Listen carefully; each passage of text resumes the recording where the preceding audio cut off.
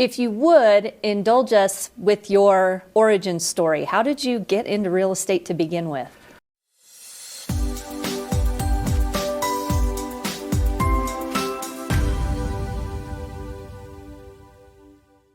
Welcome to another edition of Star Power Club. I'm CEO Amy Stair, and I have the great honor of being here with Mark Boyland, who's from Westchester County, New York.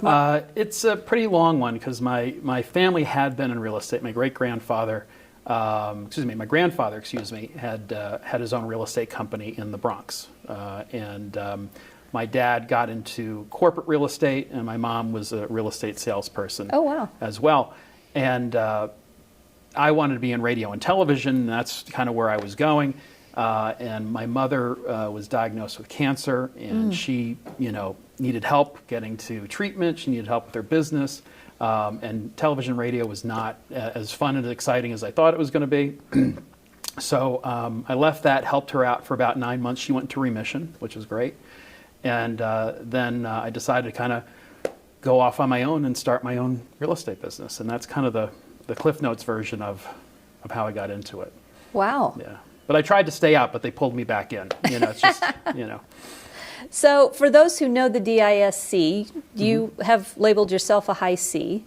Yes. Highly unusual in this industry. Yes. In yes. sales in general. Right. What is it about the real estate industry that drew you and continues to excite you? I think from... and I see there's a lot of top agents that are, on the DISC profile, they're high Ds or Is, and usually when I tell them I'm an SC, they look at me very sympathetically, like, I'm so sorry, you're a high C. But at the same time, I saw, at least in the early parts of my business, there was a lot of chaos and confusion and just a lot of inefficiencies in the business, and my feeling was, well, why don't we just fix that? Right? Why don't we make it systematic? Why don't we make it predictable? And I kind of gravitated towards that, which helped me build the business. Once I got everything in place. So, kind of walk me through then. What was the evolution? You obviously started as a solo agent, and we have a lot of viewers who are in that space. Sure. How did you make that initial decision, especially having your high C tendencies, which lean, those of you who don't know DISC, lean into perfection, lean into A to Z processes. How did you make that first step to start letting go? What was your kind of aha moment? My aha moment was when I had a couple of initial assistants early on. They were friends, just needed a job.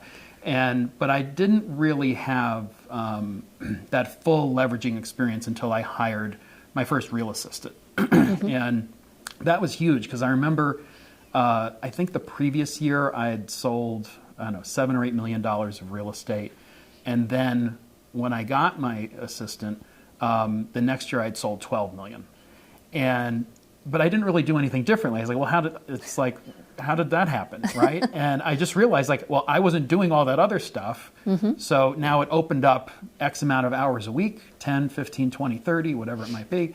And I went after more business just automatically, just naturally. It wasn't even, something I was conscious of at the time.